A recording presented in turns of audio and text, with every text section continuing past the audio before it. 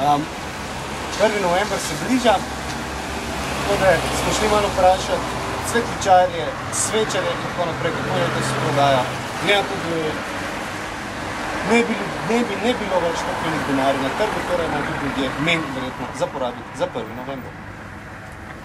Gospa, zanima me, a je letos kaj slabša prodaja? Ali je tako kot vsako leto? Za 50% slabša. Pravite, da se... Je bila za 10%, pa je bila za 15, 20, no, zdaj je pa kar za 50% prodaja padla. To je pa najslabše leto, kako ga imate recimo? Letos je zgleda najslabše, kar so naročila, prodaš, a tako se zelo malo prodaja. Rože je ogromno na placu. Rože je ogromno in ne gre prodajati. Po trgovine imajo. Se po en stran ljudi gledajo tam, kje je cenejne. Zakaj bi plačali predrago? Ker tudi plac je drag ratal, za upokojence je plac drag ratal.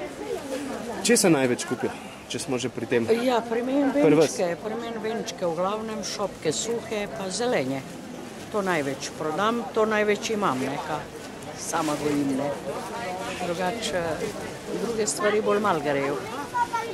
Gospa, koliko let ste že na tržnici? 12 let. Kako bo vnaprej, mislim? Se še vidite tukaj, ali se vam bo še splačalo? Ja, no, splača se, veste kako, ne splača se do nas živeti. Kaj je vse predrago, veliko moraš delati, malo se proda, samo moraš veselje imeti do eno reč, kar ni vedno vse denar. Moraš delati iz duše in srca, potem pa denar pride, ne. To začuti stranka.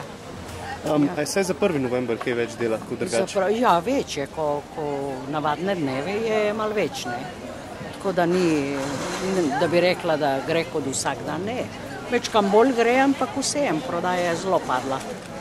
Dobro, najlepše.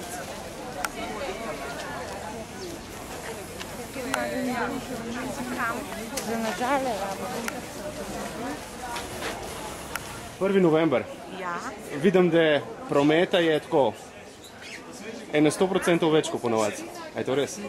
Če vam čisto po pravici povem, ni toliko dela, ljudje pač nimajo denarja. A se pozna kriza že? Je, pozna se kriza, pa tudi malo je neroden zaradi parkinga, ne. Veliko ljudi gre v BTC, ker je parking zastojen. Ljudje nimajo kje parkirati.